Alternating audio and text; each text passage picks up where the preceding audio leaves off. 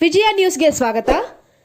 ಇಂದು ಶ್ರೀ ಯೋಗಿ ನಾರಾಯಣ ಹಳೆ ವಿದ್ಯಾರ್ಥಿಗಳ ಸೇವಾ ಟ್ರಸ್ಟ್ ಕೈವಾರ ವತಿಯಿಂದ ಪ್ರತಿ ವರ್ಷದಂತೆ ಈ ವರ್ಷವೂ ಬಡ ಕುಟುಂಬದ 17 ಪ್ರತಿಭಾನ್ವಿತ ಇಂಜಿನಿಯರಿಂಗ್, MBBS ಹಾಗೂ ವಿವಿಧ ಕೌಶಲ್ಯ ನಿರತ ಪದವಿ ವಿದ್ಯಾರ್ಥಿಗಳಿಗೆ ಸುಮಾರು 3 ಲಕ್ಷ ರೂಪಾಯಿಗಳು ವಿದ್ಯಾಭ್ಯಾಸಕ್ಕಾಗಿ ಪ್ರೋತ್ಸಾಹ ಧನವನ್ನು ವಿತರಿಸಲಾಯಿತು.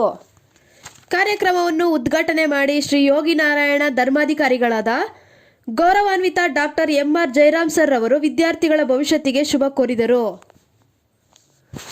ಕಾರ್ಯಕ್ರಮದ ಅಧ್ಯಕ್ಷತೆಯನ್ನು ಶ್ರೀ ಯೋಗಿ ನಾರಾಯಣ ಹಳೆ ವಿದ್ಯಾರ್ಥಿಗಳ ಸೇವಾ ಟ್ರಸ್ಟ್ ಸಂಘದ ಅಧ್ಯಕ್ಷರು ಹಾಗೂ ಉಪಾಧ್ಯಕ್ಷರಾದ ಗಂಗಾಧರ್ ಸರ್ ಅವರು ವಹಿಸಿದರು. ಪ್ರತಿ ವರ್ಷದಂತೆ ಶ್ರೀ ಯೋಗಿ ನಾರಾಯಣ ಹಳೆ ವಿದ್ಯಾರ್ಥಿಗಳ ಸೇವಾ ಟ್ರಸ್ಟ್ನ ಎಲ್ಲ ಪದಾಧಿಕಾರಿಗಳು ಭಾಗಿಯಾಗಿದ್ದರು.